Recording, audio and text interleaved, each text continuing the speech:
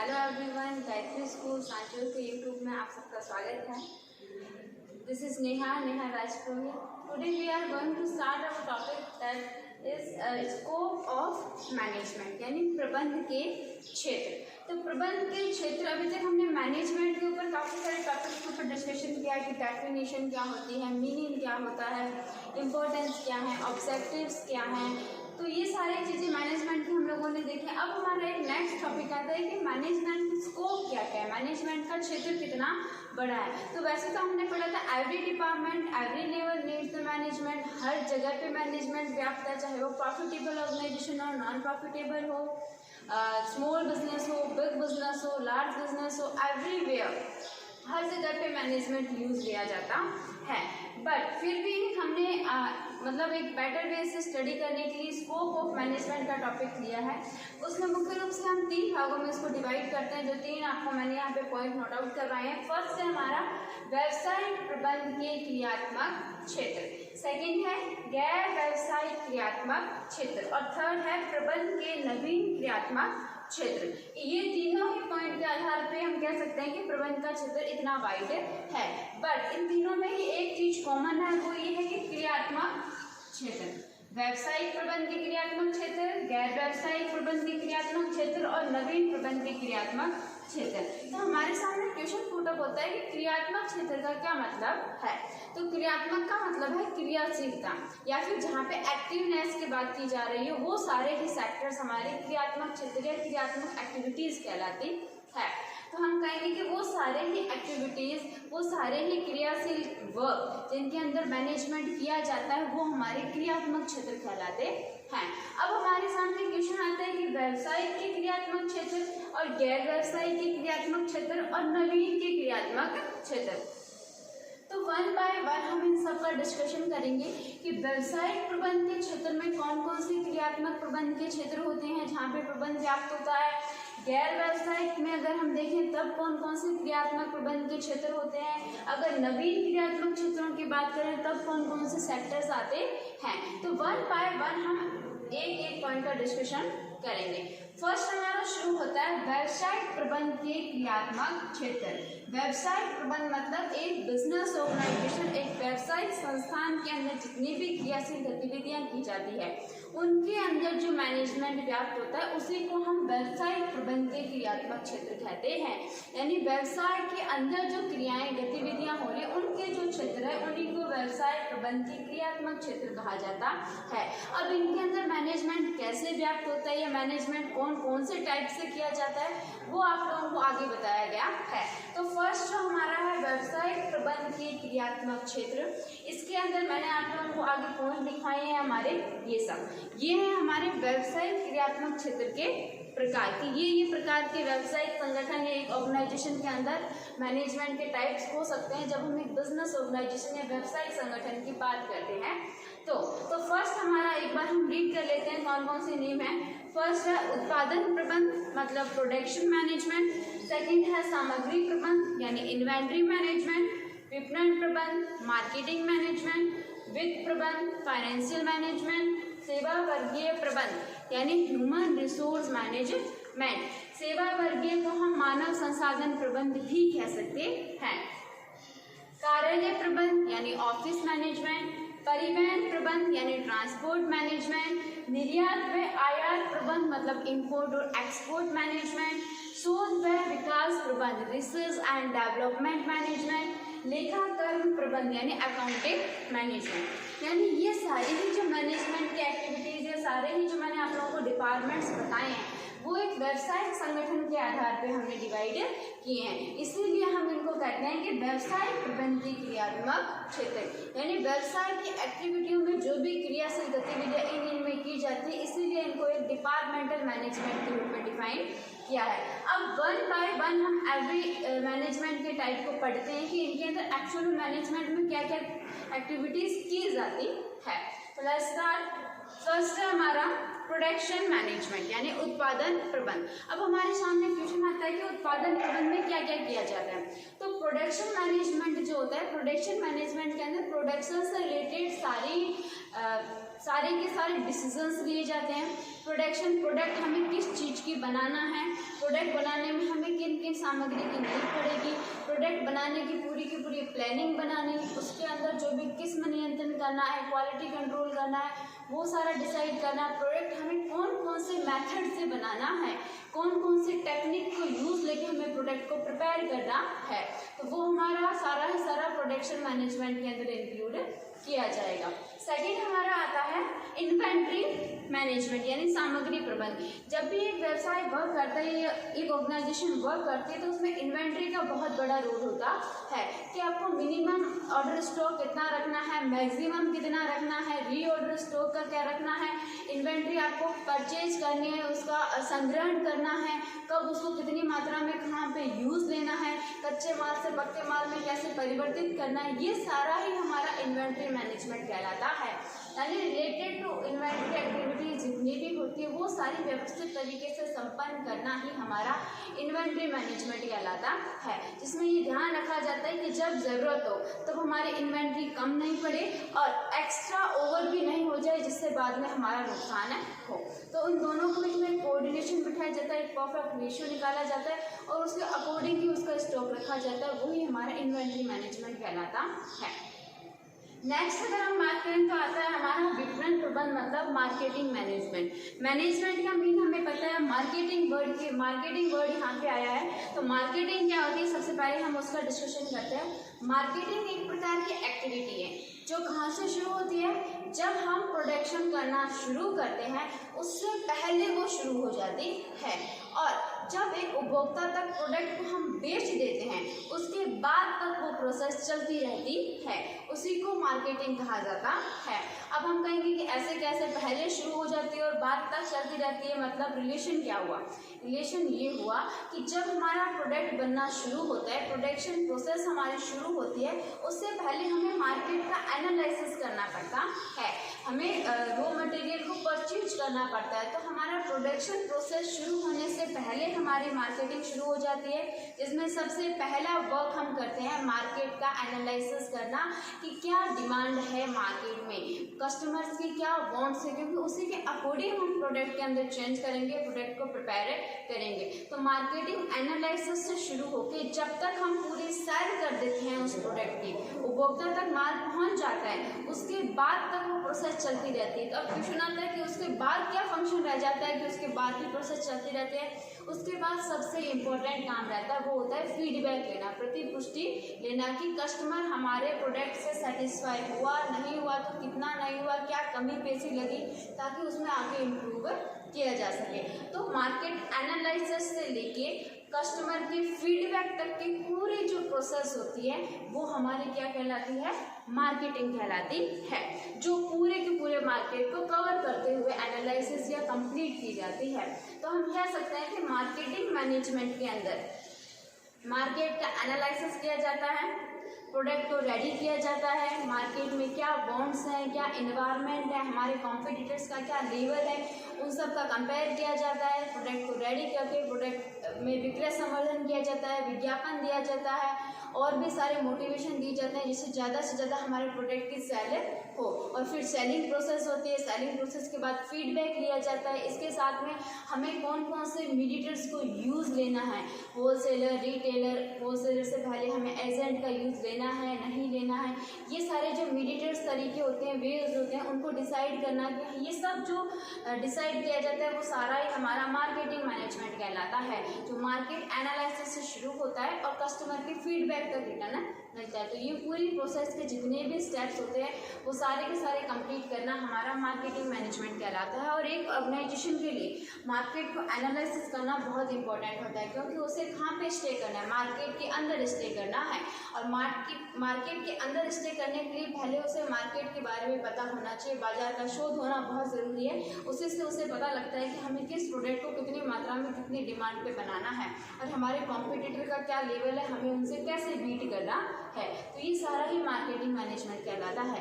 वैसे मार्केटिंग का हमारे आगे पूरा का पूरा चैप्टर आएगा, तो उसके अंदर हम पूरा बड़े रूप से मार्केटिंग को डिस्कशन करेंगे। नेक्स्ट हमारा आता है फाइनेंशियल मैनेजमेंट यानी वित्त प्रबंध। अब एक कोई भी ऑर्गेनाइजेशन है तो उसके लिए डेफिनेटली हमें वित्त की जरूरत पड़ती है, पूंजी की जरूरत पड़ती है।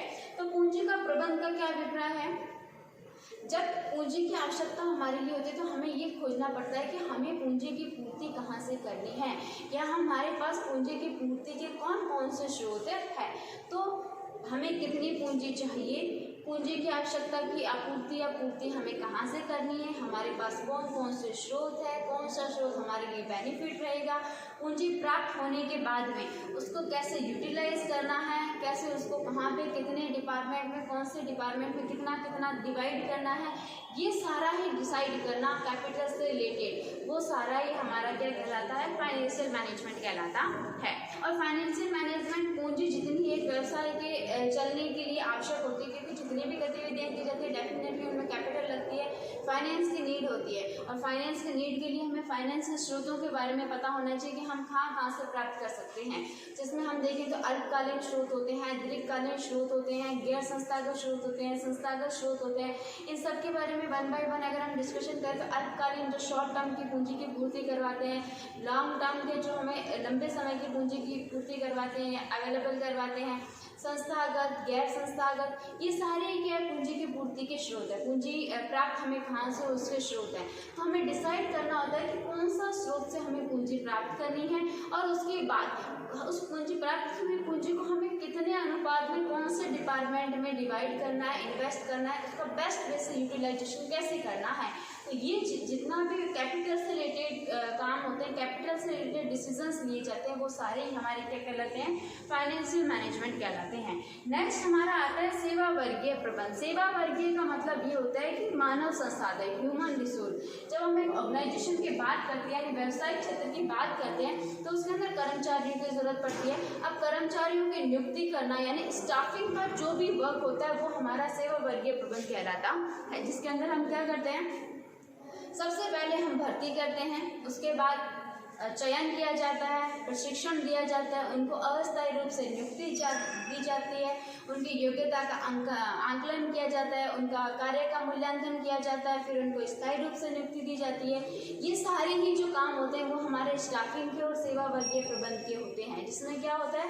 कर्मचारियों को संतुष्टि देना, उन्हें सुविधाएं उपलब्ध करवाना, उनके लिए कार्य करना, उनकी नियुक्ति करना, नियुक्ति की पूरी प्रोसेस होती है जो हम आगे डिस्कशन करेंगे, भर्ती, चयन, प्रशिक्षण, अस्थायी नियुक्ति, फिर स्थायी नियुक्ति, ये सारा ही हमारे स्टाफिंग का जो भी वर्क होता है, उनकी योग्यताओं का मूल्यांकन करना, उनकी योग्यता और रुचि के अनुसार ही कर्मचारियों को या फिर प्रबंधकों को कार्य बांटना, कार्यों का विभाजन करना, अधिकार उत्तरदायित्वों का बंटवारा करना, ये सारा ही हमारा क्या कहलाता है? सेवा वर्गीय प्रबंध कहलाता है। मतलब रिलेटेड टू जितने भी ह्यूमन रिसोर्स की एक्टिविटी होती है आपके ऑर्गेनाइजेशन के अंदर, उनको व्यवस्थित रूप से कंबाइन करना, कोऑर्डिनेशन बिठाना, रिजल्ट निकालना, कंट्रोलिंग करना, वो सारे हमारे ह्यूमन रिसोर्स मैनेजमेंट या सेवा वर्गीय प्रबंध कहलाता है। नेक्स्ट अगर हम बात करें तो हमारा आता है कार्यालय प्रबंध यानी ऑफिस मैनेजमेंट। ऑफिस मैनेजमेंट का बात है कि ऑफिस के अंदर जो एक्टिविटीज, हर ऑर्गेनाइजेशन का एक सेंटर पॉइंट होता है जहाँ से सारे के सारे डिसीजंस लिए जाते हैं, सारे की सारी सूचनाओं का प्रसार किया जाता है, सूचनाएं प्राप्त की जाती है, सूचनाओं को प्रेषित किया जाता है, कंट्रोलिंग की जाती है, ऑर्डर्स निकलते हैं, सारे डॉक्यूमेंट्स वर्क्स किए जाते हैं। तो वो जो सेंटर पॉइंट होता है वो हमारा ऑफिस कहलाता है। और ऑफिस के अंदर जितनी भी एक्टिविटीज़ की जाती है उनका मैनेजमेंट करना, उनके ऊपर कंट्रोलिंग करना, उनका अच्छे से उन क्रियाओं को कंप्लीट करना ही हमारा क्या कहलाता है? ऑफिस मैनेजमेंट कहलाता है। और इसके अंदर क्या क्या इंक्लूड किया जाता है? जितने भी हमारे ब्रांच ऑफिसेज है या ब्रांच बिजनेस है उनकी सारों की कंट्रोलिंग करना, डॉक्यूमेंट्स वर्क्स को कंप्लीट करना अच्छे से, हमारे जितने भी इंफॉर्मेशंस होती है उनकी प्राप्ति करना, आगे के हमारे स्टेप्स में उनको प्रेषित करना, और जितना भी कंट्रोलिंग का कंट्रोलिंग का, कमांडिंग का, लीडरिंग का जो वर्क होता है वो भी कहीं ना कहीं वहीं से ऑर्डर्स पास किए जाते हैं। तो ये सारा क्या होता है? हमारा कार्यालय प्रबंध कहलाता है, ऑफिस मैनेजमेंट कहलाता है। बाकी है परिवहन प्रबंध, ट्रांसपोर्ट मैनेजमेंट। ट्रांसपोर्ट मैनेजमेंट के अंदर हम एक सिंपल वर्ड में, एक वर्ड में अगर बात करें, स्थान उपयोगिता को व्यवस्थित रूप से संपन्न करना ही हमारा परिवहन प्रबंध कहलाता है। स्थान उपयोगिता हमने देखी है कि उपयोगिताएं बहुत प्रकार की होती है, इसमें रूप उपयोगिता, समय उपयोगिता, स्थान उपयोगिता, अधिकार हस्तांतरण उपयोगिता, इन सब के बारे में हम डिस्कशन भी कर चुके हैं 11th में। तो परिवहन प्रबंध में स्थान उपयोगिता का यूज किया जाता है कि जहाँ पे जिस स्थान पे जितनी ज़रूरत है उस स्थान पे उतने वस्तुओं को, उतने प्रोडक्शन को पहुंचा देना स्थान उपयोगिता कहलाती है। और वो किसके साधनों के द्वारा पहुंचाई जाती है, कौन सा साधन यूज़ लेके हमें उस माल को वहां तक पहुंचाना है जिससे हमारी कॉस्ट मिनिमम रहे और आउटपुट ज़्यादा से ज़्यादा मिले, वो मैनेज करना, वो व्यवस्थित करना, वो कंट्रोलिंग करना ही हमारा क्या कहलाता है, परिवहन प्रबंध कहलाता है। इसके अंदर हम अलग अलग लेवल के ऊपर अलग अलग परिवहन साधनों का यूज़ लेते हैं। नेक्स्ट अगर हम बात करें तो निर्यात व आयात प्रबंध, इंपोर्ट और एक्सपोर्ट मैनेजमेंट। मतलब अगर हम एक सिंपल व्यवसाय की बात करें तो सेल और परचेज, अगर हम इंटरनेशनल लेवल की बात करें तो इंपोर्ट और एक्सपोर्ट। तो इंपोर्ट और एक्सपोर्ट मैनेजमेंट मतलब जितने भी निर्यात आयात की गतिविधियां की जाती है उनके लिए जितने भी वर्क होते हैं उन सभी को व्यवस्थित रूप से औपचारिकताओं को पूरा करते हुए कंप्लीट करना, कंट्रोलिंग करना, संचालन करना और प्रोडक्शन वहां तक पहुंचाना जहां तक नीडेड है और उससे आउटपुट को प्राप्त करना, ये सारा ही प्रोसेस करना, इस सारे प्रोसेस के ऊपर कंट्रोलिंग करना, इसकी प्लानिंग करना, इनके ऊपर डायरेक्टिंग करना, ये सारा जो वर्क किया जाता है वो हमारा इंपोर्ट एक्सपोर्ट मैनेजमेंट कहलाता है। नेक्स्ट अगर हम बात करें तो वो है हमारा शोध व विकास प्रबंध यानी research and development management. Research और डेवलपमेंट मैनेजमेंट, हर ऑर्गेनाइजेशन के अंदर रिसर्च करना बहुत ज़रूरी होता है, जिसमें सबसे इम्पोर्टेंट रिसर्च जो होती है वो मार्केट की रिसर्च मानी जाती है कि मार्केट के अंदर क्या डिमांड है, क्या वांट्स है कस्टमर्स की, कस्टमर्स हमसे क्या चाहते हैं, उसके अकॉर्डिंग ही हम उनको बना के देंगे ताकि कस्टमर सेटिस्फाई रहेगा और हमें भी आउटपुट बेस्ट मिलेगा। तो शोध करना कि क्या इन्वायरमेंट में है, इन्वायरमेंट में क्या डिमांड है, क्या चेंज आ सकते हैं, उन शोध किए हुए रिसर्च के ऊपर खुद का डेवलपमेंट करना, खुद के प्लानिंग्स बनाना, खुद का मैनेजमेंट करना और उन डेवलपमेंट के अंदर नवाचारों को अपनाना, परिवर्तनों को अपनाना, एक्सेप्ट करना और उन नवाचारों इनोवेशंस के साथ में खुद के बिजनेस को सफल बनाना, वो ही हमारा क्या कहलाता है, रिसर्च एंड डेवलपमेंट मैनेजमेंट कहलाता है। कि हमारा व्यवसाय में कहाँ कमी रह रही है, हमारा विचलन इतना क्यों प्राप्त हो रहा है, उस विचलन को कैसे फिल किया जाए, हमारे कॉम्पिटिटर्स का क्या लेवल है, हमारे कॉम्पिटिटर्स से हमें कैसे बीट करना है, मार्केट में हमें कैसे टिके रहना है, मार्केट का एनवायरनमेंट की क्या सिचुएशन है, ये सारे ही रिसर्च करना और इनके रिलेटेड एक्टिविटीज़ को फॉलो करते हुए बेस्ट मैनेजमेंट को अपनाना, जिससे ज़्यादा से ज़्यादा गोल अचीव हो, ज़्यादा से ज़्यादा आउटपुट मिले, ये ही हमारा सारा क्या कहलाता है, रिसर्च एंड डेवलपमेंट मैनेजमेंट कहलाता है। नेक्स्ट अगर हम बात करें तो वो है हमारा लेखाकर्म प्रबंध, मतलब अकाउंटिंग मैनेजमेंट। अकाउंटिंग मैनेजमेंट की अगर बात करें तो हर ऑर्गेनाइजेशन में हिसाब किताब रखे जाते हैं, उनकी ग्रोथ कितनी हुई है, उनको प्रॉफिट कितना अर्न हुआ है, इसके बारे में जानकारी प्राप्त की जाती है, कॉम्पिटिटर्स के बारे में जानकारी प्राप्त की जाती है, लीगल रूप से टैक्स जो पे करते हैं वो हमारे अकाउंटिंग वर्क से निकाला जाता है, अकाउंटिंग रिजल्ट से निकाला जाता है। तो ये जो सारी एक्टिविटीज़ की जाती है, खाते रखे जाते हैं, उनको एडजस्ट किया जाता है, ग्रोथ को एनालिसिस किया जाता है, प्रॉफिट कितना हुआ उसको एनालिसिस किया जाता है, ये सब निकाले जाते हैं। तो ये सारा ही हमारा अकाउंटिंग जो वर्क होता है वो सारा का सारा लीगल वर्क, हमारा लीगल वर्क को जो हमारे सेटिस्फाई करता है वो ही सारा हमारा अकाउंटिंग मैनेजमेंट कहलाता है। और ये जितने भी मैनेजमेंट के डिपार्टमेंट मैंने आप लोगों को बताए ये बिजनेस ऑर्गेनाइजेशन के अंदर कंप्लीटली रूप से फॉलो किए जाते हैं। हर डिपार्टमेंट का अपना अपना अलग अलग मैनेजमेंट थ्रू चलता रहता है। तो मैं डिस्कशन अब थोड़ा सा करें तो प्रोडक्शन मैनेजमेंट, प्रोडक्शन की प्लानिंग की जाती है, कौन से मेथड से प्रोडक्ट बनाना है, टेक्निक्स कौन कौन सी होनी चाहिए, प्रोडक्ट का एनालिसिस करना, उसकी क्वालिटी को कंट्रोल करना। नेक्स्ट है इन्वेंट्री मैनेजमेंट, यानी सामग्री का हमें मिनिमम स्टॉक कितना रखना है, मैक्सिमम कितना रखना है, सामग्री को क्रय करना, उसका भंडारण करना, उसका यूज कैसे लेना है, बेस्ट वे से यूटिलाइजेशन करना है, वो सब। नेक्स्ट हमारा आता है मार्केटिंग मैनेजमेंट, यानी सारी के सारे मार्केटिंग के रिलेटेड बाजार अनुसंधान से शुरू होकर उपभोक्ता का फीडबैक तक की सारी गतिविधियों को व्यवस्थित रूप से फिल करना। फाइनेंशियल मैनेजमेंट, फाइनेंस की आवश्यकता है तो उसकी पूर्ति कहाँ से करनी है, उसका बेस्ट वे से यूटिलाइजेशन कैसे करना है वो सब डिसाइड करना। सेवा वर्गीय ह्यूमन रिसोर्स की नियुक्तिकरण करना, भर्ती, चयन, प्रशिक्षण, योग्यता का अंकन करना, मूल्यांकन करना, कार्यों का विभाजन करना, ये सब हमारा सेवा वर्गीय प्रबंध। कार्यालय प्रबंध, ऑफिस से रिलेटेड जितनी भी सूचनाएं होती है उनकी प्राप्ति करना, उनका प्रेषण करना, ये सब सेवा। कार्यालय प्रबंध की अगर हम बात करें तो मैनेजमेंट प्रबंध का भी यही रहता है कि मैनेजर्स जो होते हैं उनमें सूचनाओं का आदान प्रदान किया जाता है। उच्च प्रबंध, मध्यम प्रबंध और निम्न प्रबंध, पर्यवेक्षक, कर्मचारी। यहाँ से क्या चाहते हैं, ऊपर से नीचे की ओर जो फ्लो चलता है वो हमारा सूचनाओं का और ऑर्डर्स का चलता है, और नीचे से यानी कर्मचारी, पर्यवेक्षक, निम्न प्रबंधक, मध्य प्रबंधक और उच्च प्रबंधक, ये जो फ्लो चलता है वो सुझावों का चलता है। तो ये जो होते हैं परिवहन तक सूचनाएं, कार्यालय तक सूचनाएं पहुंचाना, वो हमारा ऑफिस मैनेजमेंट है। परिवहन प्रबंध यानी स्थान उपयोगिता को संपन्न करना। निर्यात आयात प्रबंध मतलब इंपोर्ट एक्सपोर्ट एक्टिविटीज को कम्प्लीटली व्यवस्थित रूप से संपन्न करना। शोध व विकास यानी मार्केट का एनालिसिस करना, हमारे खुद के बिजनेस का एनालिसिस करना, उससे विचलनों की क्या उनके कारणों को ढूंढना और फिर समाधानों की और बढ़ना। लेखाकर्म यानी अकाउंटिंग वर्क जितने भी होते हैं उन सबको कंप्लीट करना। ये सारे के सारे हमारे क्या है, एक व्यावसायिक प्रबंध के क्रियात्मक क्षेत्र हैं। तो इसीलिए हमारा फर्स्ट जो प्रबंध के स्कोप्स देखे जाते हैं उसके अंदर पहला पार्टीशन हमने पढ़ा है व्यावसायिक प्रबंध के क्रियात्मक क्षेत्र। जो व्यवसाय के अंदर एक्टिविटीज की जाती है उनके अंदर जो मैनेजमेंट किए जाते हैं वो सारे के सारे डिसाइड किए हम लोगों ने डिस्कशन किया है। नेक्स्ट हम पढ़ेंगे गैर व्यवसायिक क्रियात्मक क्षेत्र कौन कौन से हैं, नवीन क्रियात्मक क्षेत्र कौन कौन से हैं। आप लोग अच्छे से इसका स्क्रीनशॉट ले लें और अच्छे से की पॉइंट्स को नोटबुक के अंदर रिटन आउट करें।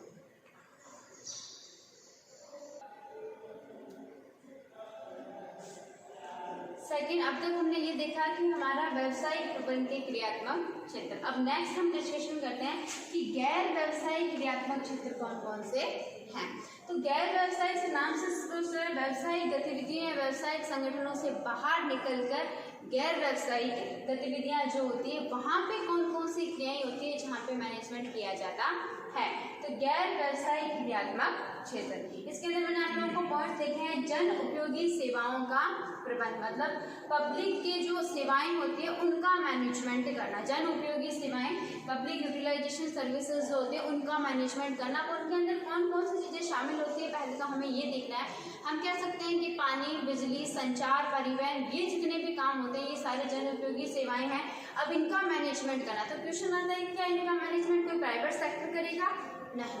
हम कह सकते हैं कि जितने भी हमारे गैर व्यवसायिक क्रियात्मक क्षेत्र हैं उनका मैनेजमेंट गवर्नमेंट प्लस इंडिविजुअल या ग्रुप ऑफ इंडिविजुअल जो होते हैं वो मिलके वहाँ का मैनेजमेंट करते हैं, प्रबंध करते हैं। और प्रबंध क्या होता है ये हमें अच्छे से पता है कि किसी भी गोल को अचीव करने के लिए कार्यों को व्यवस्थित तरीके से पूर्ण करना और गोल को अचीव करना जिससे हित भी पूरा हो, गोल्स भी अचीव हों।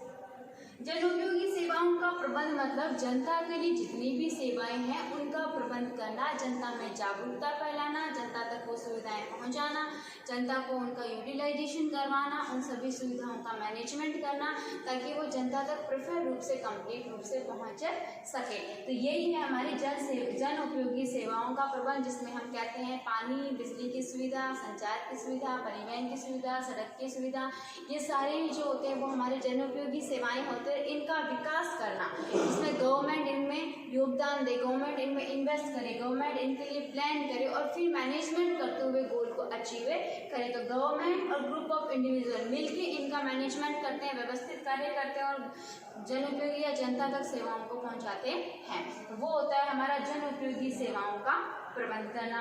नेक्स्ट हमारा आता है वातावरण प्रबंध यानी इन्वायरमेंटल मैनेजमेंट। इन्वायरमेंट मैनेजमेंट की जब बात की जाती है तो वो हम कह सकते हैं कि हमारा आर्थिक रूप से भी हो सकता है, सोशल रूप से भी हो सकता है, पॉलिटिकल रूप से भी हो सकता है, कल्चरल रूप से भी हो सकता है, हर इन्वायरमेंट की बात की जा सकती है। बट इन्वायरमेंट जो हमारे चारों तरफ का गैर व्यावसायिक, अभी हम गैर व्यावसायिक की बात करें तो गैर व्यावसायिक रूप से अगर हम इन्वायरमेंट की बात करें तो हमारा सबसे पहला मैनेजमेंट ये होता है कि हमारे इन्वायरमेंट को शुद्ध रखना, प्रदूषण से मुक्त रखना, ये हमारा इन्वायरमेंट मैनेजमेंट का फंक्शन रहता है। और होता किसके द्वारा? हम सबके द्वारा और गवर्नमेंट के द्वारा कुछ योजनाएं बनाई जाती है, कुछ कदम उठाए जाते हैं, कुछ जागरूकताएं फैलाई जाती है, ये सब मैनेजमेंट ही कहते हैं, तभी तो हमारा इन्वायरमेंट मैनेजमेंट कहलाता है।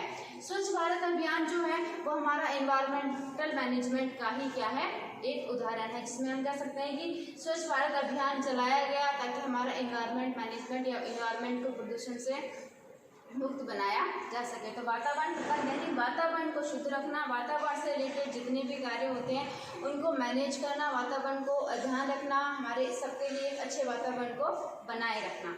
आगे हमारा आता है शिक्षा प्रबंध। शिक्षा प्रबंध मतलब एजुकेशनल मैनेजमेंट, एजुकेशन का मैनेजमेंट करना जो गवर्नमेंट के द्वारा, शिक्षण संस्थानों के द्वारा शिक्षण संस्थान संगठन जो होते हैं उन सब के द्वारा किया जाता है। होता क्या है उसमें कि जितने भी शिक्षण प्रशिक्षण के संगठन हैं, संस्थान हैं, उनको ज़्यादा से ज़्यादा बढ़ाना, शिक्षा की गुणवत्ता को ज़्यादा से ज़्यादा अच्छा करना, उच्च स्तर तक पहुंचाना, शिक्षा की कमी पेशियों को दूर करना, शिक्षा विभागों को प्रोत्साहित करना, प्रेरित करना, शिक्षा की जितनी भी गतिविधियाँ होती हैं उनको अच्छे से संपन्न करना, संचालन करना, नियंत्रण करना, उनके बीच में कोऑर्डिनेशन बिठाना, गुणवत्ता में सुधार करना, ये सारे ही हमारे शिक्षा प्रबंध कहलाता है। शिक्षण सुविधाओं, शिक्षण प्रशिक्षण संगठनों को ज़्यादा से ज़्यादा बढ़ाना, तो ये सारा हमारा एजुकेशनल मैनेजमेंट कहलाता है। और जो स्कूल मैनेजमेंट होता है वो इसी का एक पार्ट है जिसे हम SM कहते हैं, वो भी एक प्रकार का एजुकेशनल मैनेजमेंट का ही ब्रांच कहा जाता है। आगे हम बात करते हैं प्रतिरक्षा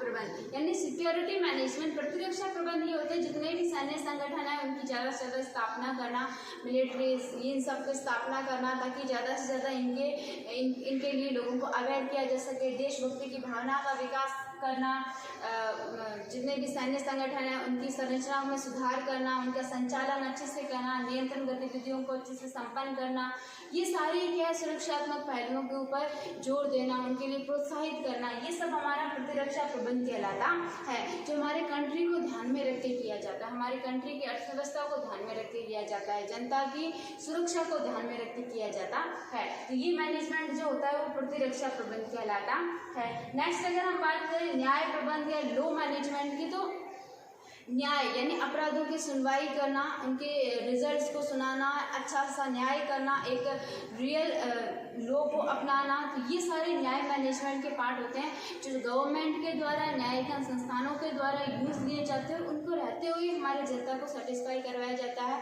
हमारे समाज को साथ में लेके एक न्यायिक प्रक्रिया से आगे बढ़ाया जाता है। तो वो सारा जो व्यवस्थित कार्य किए जाते हैं, वो सारी जो गतिविधियों को संपन्न किया जाता है, वो हमारा न्याय प्रबंध कहलाता है। नेक्स्ट अगर हम बात करें तकनीकी प्रबंध की, तो आधुनिक तकनीकी इतनी ज़्यादा बढ़ रही है, हम देख रहे हैं कि दिन प्रतिदिन तकनीकों का विकास हो रहा है, दिन प्रतिदिन कलाकार प्रतिस्पर्धा का विकास हो रहा है, तो उनके बीच में आधुनिक तकनीकों का समन्वय रखना बहुत ज़रूरी है। तो बढ़ती तकनीकों, बढ़ते नवाचारों, बढ़ते नव प्रवर्तनों को साथ में लेते हुए हम एनवायरनमेंट के अंदर स्टे करें, हमारा विकास करें, हमारी ग्रोथ को बढ़ाएं, ये जो व्यवस्थित कार्य किए जाते हैं मैनेजमेंट के थ्रू, वो हमारा तकनीकी प्रबंध कहलाता है। कि तकनीकों में जो परिवर्तन हो रहे हैं उनको आवश्यकता के अनुसार अपनाया जाए, उनको एक्सेप्ट किया जाए, उनमें समन्वय बैठाया जाए और उनको यूज़ देते हुए बेस्ट मैनेजमेंट को अपनाते हुए गोल्स को अचीव किया जाए, वही हमारा टेक्निकल मैनेजमेंट कहलाता है।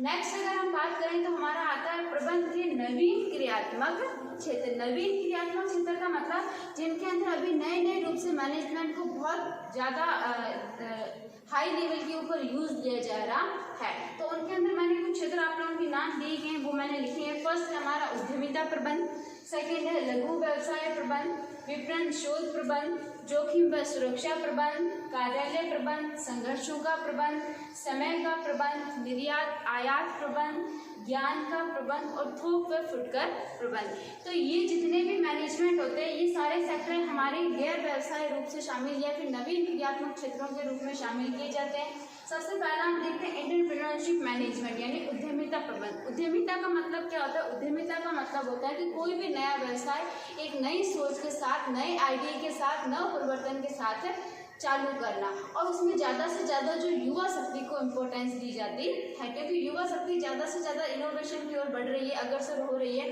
तो वो जो अपना बिजनेस शुरू करते हैं एक नई सोच के साथ, नवाचार के साथ, उसी को हम उद्यमिता कहा जाता है। और जो उद्यमिता की स्थापना करता है उसे उद्यमी कहते हैं या साहसी कहते हैं या जोखिमकर्ता कहते हैं। तो उद्यमिता प्रबंध में उद्यमिता से रिलेटेड जितनी भी एक्टिविटी होती है, नवाचार को अपनाना, परिवर्तन को एक्सेप्ट करना, समाज के हितों की पूर्ति करना, सेवा भाव का विकास करना, ये सारी उद्यमिता प्रबंध कहलाता है। और इसके अंदर मुख्य रूप से EDP को शामिल किया जाता है।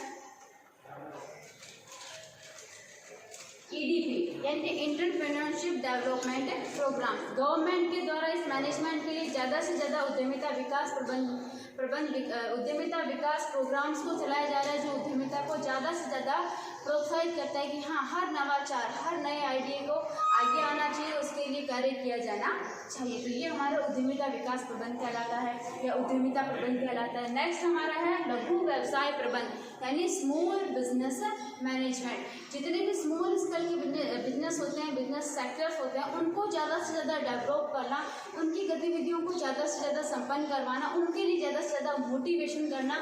इसमें हम कह सकते हैं कि कम से कम ब्याज पे ऋणों की उपलब्धि करवाना, जिससे छोटे स्केल के बिजनेस शुरू हो सके या लघु कुटीर उद्योगों का विकास हो सके, क्योंकि ग्रामीण स्थलों में रोजगारों की प्राप्ति करवाना बहुत ज़रूरी होता है। तो हम कह सकते हैं कि लघु व्यवसाय प्रबंध को करना। नेक्स्ट बात करें तो वो है विपणन शोध प्रबंध यानी मार्केटिंग रिसर्च मैनेजमेंट, जो हमने अभी पहले भी पढ़ा था कि विपणन शोध प्रबंध, मार्केटिंग रिसर्च, मार्केट का एनालिसिस करना, हमारे कॉम्पिटिटर्स का एनालिसिस करना। ये जरूरी नहीं है कि सिर्फ हम एक इंडिविजुअल ऑर्गेनाइजेशन की बात करें, नहीं, ये पूरी मार्केट के एनालिसिस की बात की जा रही है कि कस्टमर्स की क्या डिमांड है, उनकी क्या वांट्स है, मार्केट में कॉम्पिटिटर्स की क्या सिचुएशन है, मार्केट की क्या सिचुएशन है, क्या अप्स क्या डाउन है, इन सब का एनालिसिस करना, इन सब की रिसर्च करना और उन सभी आंकड़ों को, तथ्यों को अपने व्यवसाय की यूटिलाइजेशन प्रोसेस के अंदर अप्लाई करते हुए एक अच्छे प्लानिंग को बनाना या अप्लाई करना, वो ही हमारा क्या कहलाता है, मार्केटिंग रिसर्च मैनेजमेंट कहलाता है। नेक्स्ट अगर हम बात करें तो जोखिम व सुरक्षा प्रबंध, जोखिम और सुरक्षा की बात करें यानी रिस्क मैनेजमेंट की अगर हम बात करें तो हम सबको अच्छे से पता है बिना रिस्क के कोई भी काम पॉसिबल नहीं होता। जैसे मैनेजमेंट के बिना तो हम ये कह सकते हैं कि जोखिम को कभी भी खत्म नहीं किया जा सकता, पूर्ण रूप से नहीं, क्योंकि हर एक्टिविटी में रिस्क होता ही होता है। तो जोखिम को पूर्णतः समाप्त कभी नहीं किया जा सकता, लेकिन जोखिमों को कम करने के प्रयास किए जा सकते हैं और ये जो कम करने के प्रयास होते हैं उसी को हम क्या कहते हैं, जोखिम प्रबंध कहते हैं। और रिस्क मैनेजमेंट की अगर बात करें तो रिस्क मैनेजमेंट की पूरी प्रोसेस होती है कि रिस्क का एनालिसिस करो, आप उस रिस्क के एनालिसिस को कम करने के लिए आप क्या क्या कर सकते हो उनको अप्लाई करो, फिर उन ऑप्शनों के वैकल्पिक प्रयोगों या वैकल्पिक जितने भी ऑप्शन है उनके बीच में कंपैरिजन करो, कौन सा बेस्ट ऑप्शन है, फिर उसको अप्लाई करो। अप्लाई करने के बाद, कंट्रोलिंग करने के बाद अगर हमें विचलन या डिफरेंस प्राप्त होता है तो वापस उसको रीप्लान के अंदर सुधार करो। इसके अंदर हमारा जो मार्केटिंग रिसर्च मैनेजमेंट होता है वो फुल इसके अंदर हेल्प करता है, क्योंकि मार्केटिंग का एनालिसिस करने के बाद ही हम जोखिमों को कम करने की ओर अग्रसर हो सकते हैं। तो ये होता है हमारा जोखिम प्रबंध या फिर रिस्क मैनेजमेंट। आगे हम बात करते हैं कार्यक्रम प्रबंध। कार्यक्रम मतलब इवेंट मैनेजमेंट। इवेंट मैनेजमेंट यानी कोई स्पेशल इवेंट के लिए कोई प्रबंध जो किया जाता है, व्यवस्थित गतिविधियों को जो पूर्ण करवाया जाता है, वो ही हमारा कंट्रोलिंग की जाती है, प्लानिंग की जाती है और प्रोसेस को कंप्लीट किया जाता है, वो हमारा कार्यक्रम प्रबंध कहलाता है। जैसे एग्जाम्पल की बात करें तो बर्थडे पार्टी सेलिब्रेट की जाती है, मैरिज के जो फंक्शंस होते हैं उनके लिए स्पेशल मैनेजमेंट रखा जाता है। तो वो एक इंडिविजुअल फंक्शन के लिए, इंडिविजुअल इवेंट के लिए जो कार्य किए जा रहे हैं, मैनेजमेंट किया जा रहा है, वो हमारा कार्यक्रम प्रबंध कहलाता है।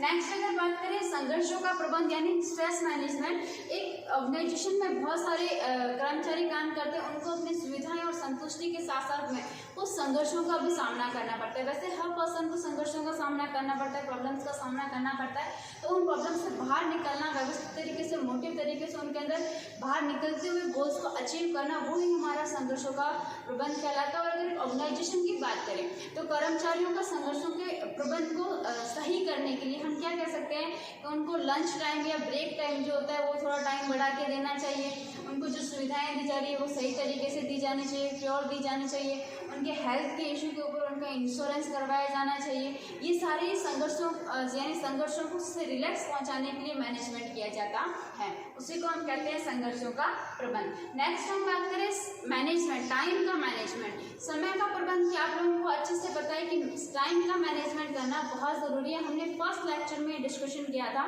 कि आपको 12th का सिलेबस और टाइम दोनों को कंपैरिजन करना है, दोनों के बीच में कोऑर्डिनेशन बैठाना है और फिर आपको एक स्ट्रैटेजी प्रिपेयर करनी है। तो वो आप टाइम की जो स्ट्रैटेजी बना रहे हो वो ही क्या है, टाइम मैनेजमेंट है, जो हर पर्सन के लाइफ में, चाहे वो बिजनेस हो चाहे रेगुलर रूटीन लाइफ हो, हमारी एवरीवेयर हर जगह पे टाइम मैनेजमेंट होना बहुत ज़्यादा ज़रूरी है। टाइम को टारगेट के अनुसार मैनेज करना, एडजस्ट करना, व्यवस्थित करना और गोल्स को अचीव करना, वो ही हमारा क्या कहलाता है, टाइम मैनेजमेंट कहलाता है, चाहे वो ऑर्गेनाइजेशन में हो चाहे वो नॉन ऑर्गेनाइजेशन सेक्टर में हो। नेक्स्ट अगर हम बात करें तो निर्यात आयात प्रबंध यानी इम्पोर्ट एक्सपोर्ट। इम्पोर्ट एक्सपोर्ट का वही है कि इम्पोर्ट की जितनी भी गतिविधियाँ होती है, एक्सपोर्ट की जितनी भी गतिविधियाँ होती है, उनके लिए जितने भी लीगल डॉक्यूमेंट्स की ज़रूरत होती है, लीगल मैनेजमेंट की ज़रूरत होती है, स्टेप टू स्टेप एक फॉर्मल प्रक्रिया की ज़रूरत होती है, उसको फिनिश करते हुए, उसको व्यवस्थित रूप से कंप्लीट करते हुए, उसके अंदर एक प्रॉपर मैनेजमेंट को अपनाते हुए संपन्न करना, गोल्स को अचीव करना, आउटपुट्स को प्राप्त करना, वो ही हमारा क्या कहलाता है, इम्पोर्ट एक्सपोर्ट मैनेजमेंट कहलाता है। नेक्स्ट अगर हम बात करें तो वो है ज्ञान प्रबंध यानी नॉलेज मैनेजमेंट। नॉलेज मैनेजमेंट मतलब जितनी भी नई इनोवेशंस आ रही है उनकी सूचनाएं, उनके बारे में लोगों को जागरूक करना, जितने भी नई सूचनाएं चाहे वो प्रोडक्ट के बारे में हो, चाहे वो कोई परिवर्तन के बारे में हो, इन्वायरमेंट के बारे में हो, ज्ञानों में वृद्धि करने के बारे में हो, शिक्षा के क्षेत्र की भी बात करें तो वो भी ज्ञान वृद्धि का ही एक सेक्टर है।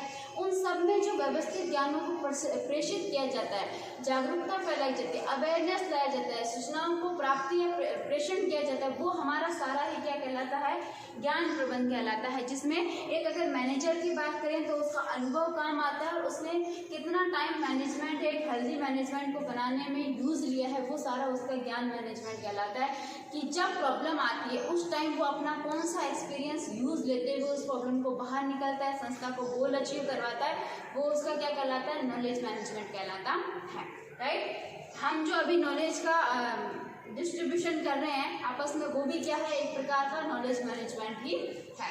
नेक्स्ट हम बात करें थोक व फुटकर प्रबंध, यानी होलसेलर और रिटेलर के लेवल के ऊपर जो मैनेजमेंट किया जाता है। होलसेलर की जो एक्टिविटीज होती है उनमें मुख्य रूप से ये देखा जाता है कि आप मीडिएटर प्रोसेस को कौन सी यूज ले रहे हो, आपने जो विपणन यूज लिया है तरीका वो कौन सा है, जो उत्पादक बना रहे वहाँ से लेके आपने उपभोक्ता तक जो पहुँचाई है, जो श्रृंखला यूज लिए उनका मैनेज करना, कि कौन से टाइम कौन सा प्रत्यक्ष सही है, कौन सा अप्रत्यक्ष तरीका सही है। प्रत्यक्ष और अप्रत्यक्ष की बात करें तो प्रत्यक्ष का मतलब है कि जो हमारा उत्पाद को बना रहा है वो सीधा हमारे कस्टमर से रिलेटेड हो या सीधा कस्टमर तक कनेक्टेड हो, वो हमारा प्रत्यक्ष। अप्रत्यक्ष की बात करें तो जो उत्पादक मैन्युफैक्चरर है, उसके बाद एजेंट के बाद होलसेलर के बाद रिटेलर के बाद हमारा कस्टमर। तो ये जो पूरी चैन होती है वो हमारी अप्रत्यक्ष वितरण श्रृंखला कहलाती है। तो थोक और फुटकर व्यापार, इन दोनों के ही बिजनेस को ध्यान में रखते हुए एक अच्छी प्लानिंग करना जिससे कस्टमर भी सेटिस्फाइड है, इनको भी प्रॉफिट अर्न हो, इनके मीडिएटर्स होते हैं उनके भी गोल्स अचीव हो, ग्रुप्स ऑफ इंडिविजुअल के भी गोल्स अचीव हो, ये सब व्यवस्थित कार्य संपन्न करना हमारा थोक और फुटकर व्यापार प्रबंध कहलाता है। तो ये सारे हमारे नवीन क्रियात्मक क्षेत्र है जिनमें अभी नवीनतम रूप से मैनेजमेंट को ज़्यादा से ज़्यादा यूज़ लिया जा रहा है, या फिर ये ज़्यादा से ज़्यादा ये सेक्टर सभी मैनेजमेंट को अपना रहे हैं। अब हम ऑल ओवर डिस्कशन कर लेते हैं। मैनेजमेंट के स्कोप्स में 3 टाइप्स होते हैं, 3 भागों में डिवाइड किया है। व्यावसायिक प्रबंध की क्रियात्मक क्षेत्र यानी व्यवसाय के अंदर जितनी भी गतिविधियाँ की जाती हैं वो सारी, जिसके अंदर हम कह सकते हैं production management, inventory management, financial management, human resource management, accounting management, office management, marketing management, ये सारे हमारे क्या है, व्यवसायिक क्षेत्र के मैनेजमेंट है।